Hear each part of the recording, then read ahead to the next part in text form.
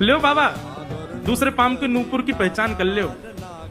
सूरदास जी ने दूसरे पाम को स्पर्श किया, बांधी वही नूपुर हाथ से छुई, नेत्रन से आंसू बह रहे हैं। लाली अपनो पहलो पाम आगे कर दे, मैं पहना दूं। श्री जी ने पाम आगे कियो।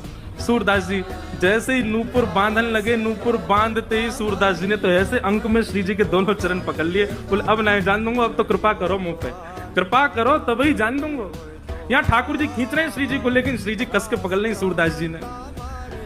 अरे बाबा छोड़ दे। बोले आज नहीं छोड़ूंगा, बड़े दनान में हाथ आए हो।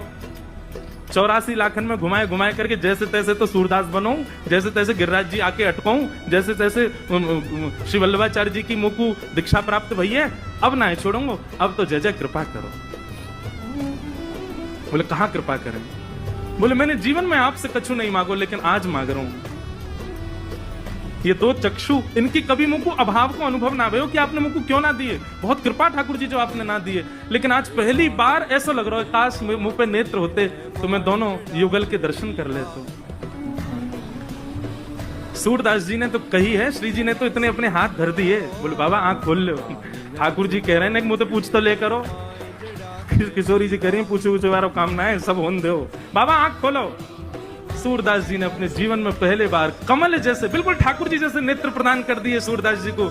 जैसे ही नेत्र खोल करके देखो, आहा नव दुल्हे ब्रजराज सांवरो, दुल्हन राधा गोरी, बसो मोरे नैनन में यह जोरी, बसो मोरे नैनन में यह जो।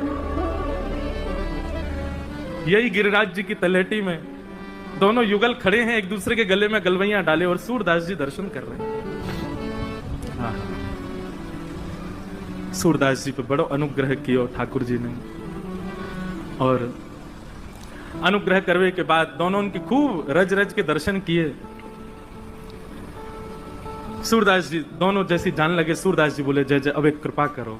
बोले कहा ये जो दो नेत्र आपने मुझ को प्रदान किए ना, इनसे मैंने आपके दर्शन कर लिए, अब ये नेत्र मुझसे वापस ले लो, अब मुझ को फिर से आंधरो बनाए दो। क्यों? बोले अब आप दो बस गए, बस आप दो मेरे चित्त में विराजे रहो, बाकी अब संसार में मुझ को कोई और को नहीं देखना, फिर से मुझ को